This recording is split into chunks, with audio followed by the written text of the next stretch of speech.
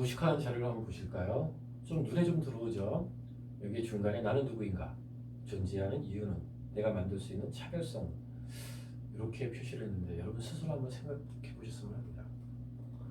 저는 매일은 아니지만 한 1년에 한두 번 정도 이 부분 갖고 고민을 해요. 주거 필요하죠. 성인이 되니까 더 필요합니다. 진정한 홀로서기를 한 입장, 제가 가장으로서 이 주거 부분 상당히 중요합니다. 근데 제 패러다임도 많이 바뀌었어요.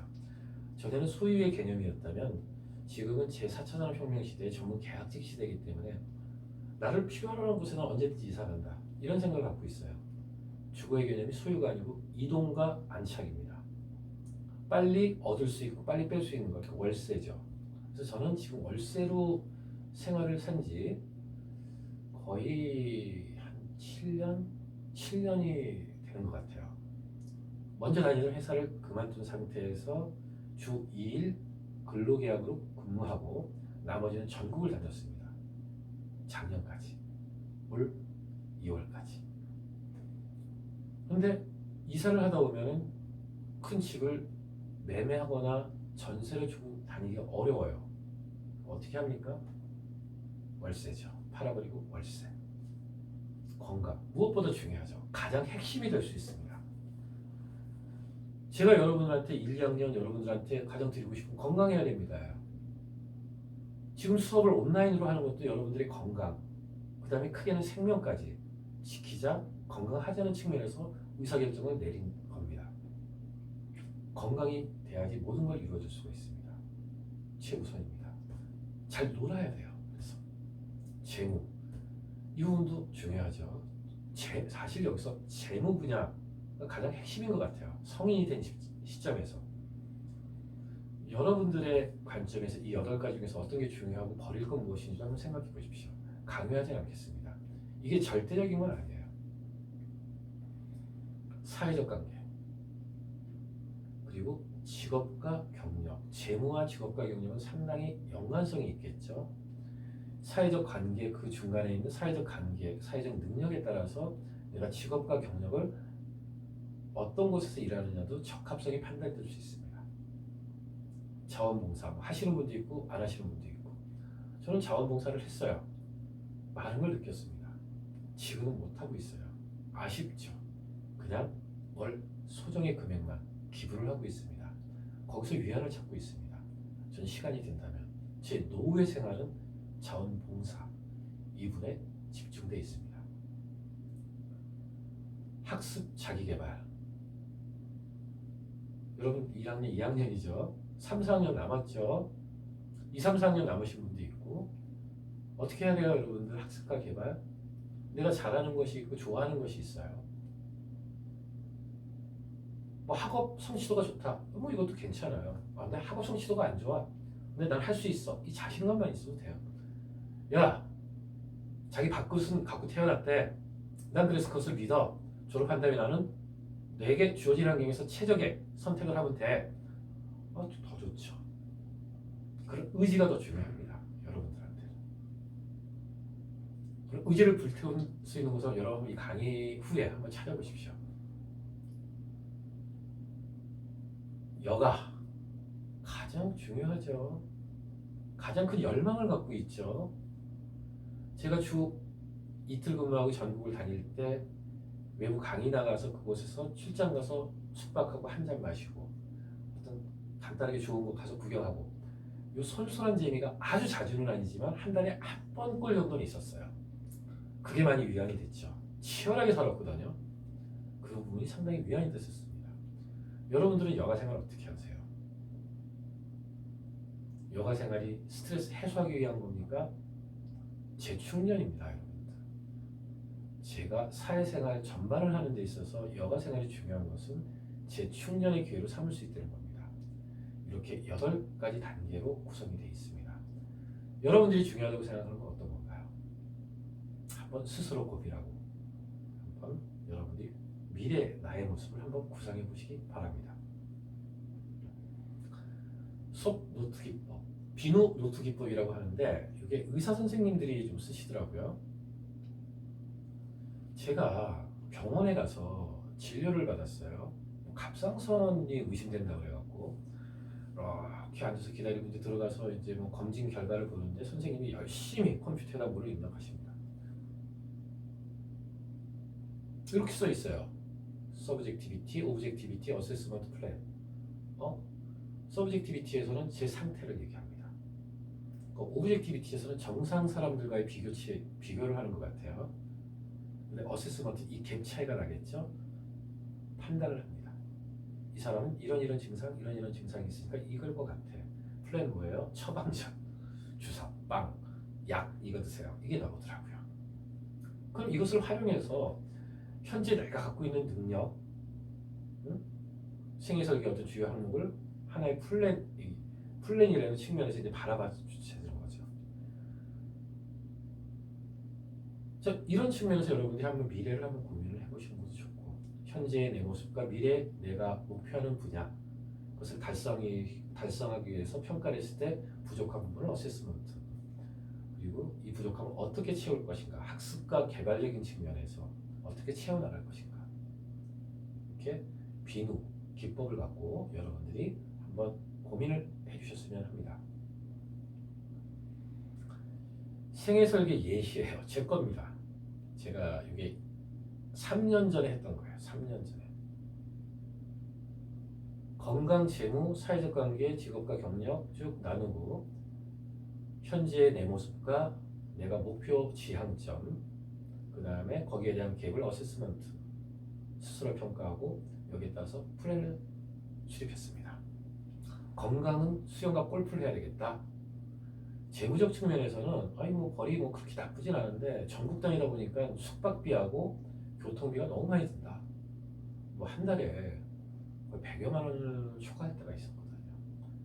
캠핑카를 구입할까? 이런 생각이 들더라고요. 사회적 관계. 상호작용 상당히 중요시하니까 거절도 잘 못하니까 단호한 저렴.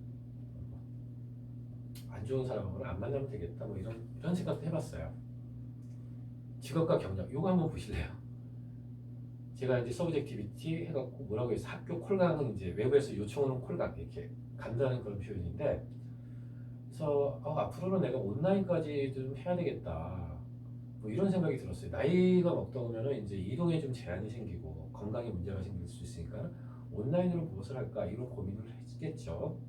그러니까 뭐를 합니까? 저술 활동을 해야 되겠다. 온라인 강의를 해야 되겠다. 그때 대세가 되고 있는 유튜브를 해야 되겠다. 이런 생각을 하게 됐어요. 나머지 한번 여러분 생각을 해보세요. 자, 그렇게 해서 제가 작년에 유튜브를 시작해봅니다. 아는 분들, 지인들의 도움을 받아서 너무 힘들었어요. 이 뒤에 있는 지금 크로마키, 작년에 유튜브 하면서 생각지도 못했어요. 근데 코로나19 사태 때문에 동영상 촬영이 필요하다 이런 생각이 들어서 이것을 구매했습니다. 조명도 구매를 했어요. 그 다음에 카메라를 구입할까 하다가 너무나 돈이 많이 들기 때문에 뭐예요? 휴대폰을 최신 폰으로 바꿨습니다. 지금 촬영하고 있는 거는 작년도에 구입한 핸드폰이에요. 근데 화질은 제가 여러분들 입장에서 어떻게 평가를 못 하겠지만 제가 좀 이렇게 여러분들한테 강의 내용을 이렇게 제시하는 정도로 충분하지 않나. 단지 좀 음성이 좀 문제예요. 그래서 마이크도 새로 구입했습니다. 그리고 동영상 편집 툴 너무 비싼 거 말고 특정 브랜드를 얘기하기 어려운데 10만 원에 10만 원짜리를 학교에다 설치를 하고 최근에 설치했습니다.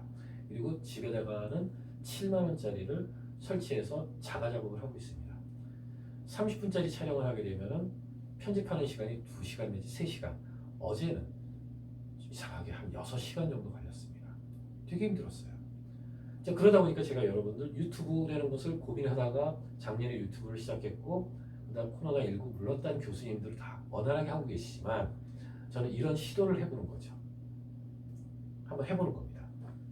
처음에 제가 얼굴을 하고 크로마키로 제 얼굴을 땄던 것도 다 유튜브를 시작하면서 습득한 기법이에요. 근데 그전에는 사용을 안 했었는데 강의에서 이렇게 한번 적용을 해보고 있습니다. 미래를 준비했기 때문에 그나마 제가 적응하고 있었지, 만약에 그 부분이 안 됐으면 저는 지금 여러분들한테 애원했을 거예요. 미안합니다. 맨날 애원했을 거예요. 그 부분, 이렇게 미래 계획을 생각하면서 했던 부분이 현재 나한테 도움이 된다. 하는 것들 제가 사례를 들기 위해 제 거를 제시했습니다. 자, 생뚱맞게 관리자에게 요구되는 스킬 밑에 출처를 한번 보시고요. 카치 교수가 이렇게 썼는데 CEO 맨 앞에서도 한번 나왔었죠. 중간 관리자, 일선 관리자에게 필요한 컨셉츄얼 스킬, 휴먼 스킬, 테크니컬 스킬 이렇게 구분해서도 내 미래 방향성을 고민해 볼 수 있다는 겁니다. 자, 예를 들어서 저에 대해서 제가 테크니컬 스킬, 휴먼 스킬, 컨셉츄얼 스킬 이렇게 구분을 하고 거기다 필요한 것을 4개, 2개, 하나 이렇게 구분하지 않았습니까? 현재의 내 모습. 그 다음 미래 여기에 대해서 이런 실무 이런 부분들이 내가 어떻게 갖고 가야 될 것인지를 제가 한번 적어봤고 스스로 평가해 보니까 중상, 하, 높고 중간, 높다. 이렇게 제가 구분했습니다. 플랜 어떤 걸 해야 될까요? 연구 논문 조사를 해야 되겠구나. 내가 뭐 좀 실무는 좀 잘하는데 아무래도 이론이 취약해. 학교에서 학생들 만날 때 얘기하는 게 너무나 뻔해. 사회만 얘기하고 이론은 잘 얘기 안 하고 컴플레인 나올 수 있어. 연구 논문 조사를 해야 되겠다. 그래서 연구 논문을 많이 봐요. 전공 서적보다는 연구 논문을 많이 봅니다.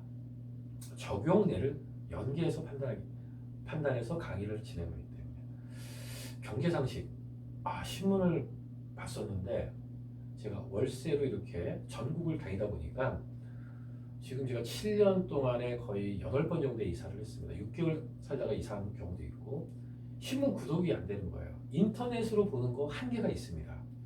그래서 여러분들한테 제가 좀 제언 드리고 싶은 거 하나가 집에 부모님이 만약에 신문을 보신다면 신문의 경제란 정도를 한번 여러분들이 읽어보시는 게 어떨까?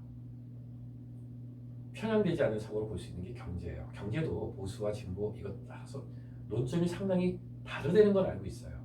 하지만 여러분들이 경제적 부분 이런 신문을 좀 보면서 시야, 그 다음에 경제 상식을 많이 늘리시는 게 여러분들한테 유리합니다. 여러분 의사결정할 때 도움이 많이 돼요. 자, 이렇게 제가 구분을 해봤습니다. 자, 여러분들은 어떻게 생각하시나요?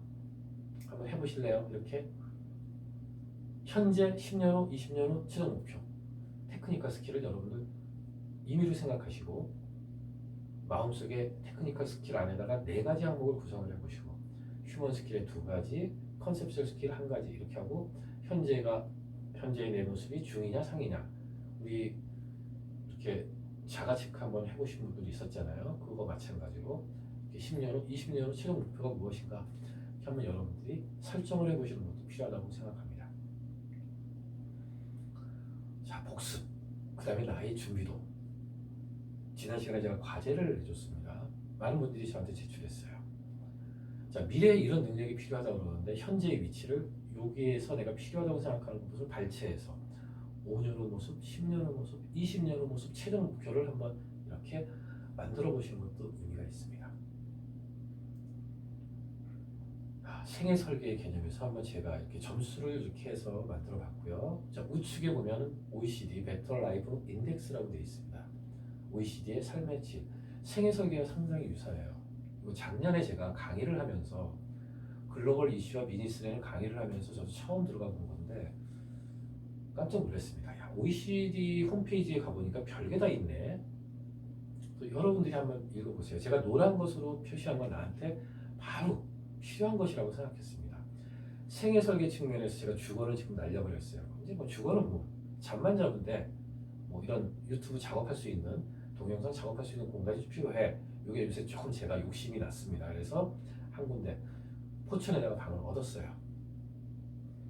뭐 직업과 경력, 사회적 관계, 학습과 자기개발, 그 다음에 건강, 만족감, 라이프 세티스팩션 이렇게 돼 있고, 그 다음에 워킹 라이프 밸런스 이것을 별도의 항목을 구분했습니다. 자, 여러분들 한번 OECD의 베터 라이프 인덱스 직접 방문을 해보십시오. 재밌습니다. 우리나라 사람들과 세계 사람들의 차이 나는 거 엄청나요. 문화적 차이에서 오는 것 같아요. 딱 마우스 대면은 한국 지표가 딱 나옵니다. 여러분들도 물론 설문을 참여할 수가 있어요. 너무 재밌게 돼 있더라고요. 내가 원하는 것을 클릭하기도 전에 클릭을 하면 우리나라 사람들의 성향이 딱 나옵니다. 우리나라 사람들이 가장 많이 나온 것 중에 하나가 시민 참여입니다. 의외였어요. 이게 되게 선진국 시민 참여 의식이 이렇게 좀 떨어지는. 그런 거 한번 비교를 한번 해보시면 여러분들한테 도움이 되지 않을까. 자, 4차 산업혁명 시대 근로기준법 두 가지를 갖고 나의 현재의 위치와 미래의 위치를 고찰했습니다. 여러분들 어떤 선택을 하실지, 그 다음에 어떤 준비를 하실지. 지금 1, 2학년 때 많은 여행, 그 다음에 친구들과 어울림 중요합니다. 하셔야 됩니다. 하지만 미래 나의 모습에 대해서도 한번 생각해보는 시간이 됐으면 합니다. 감사합니다.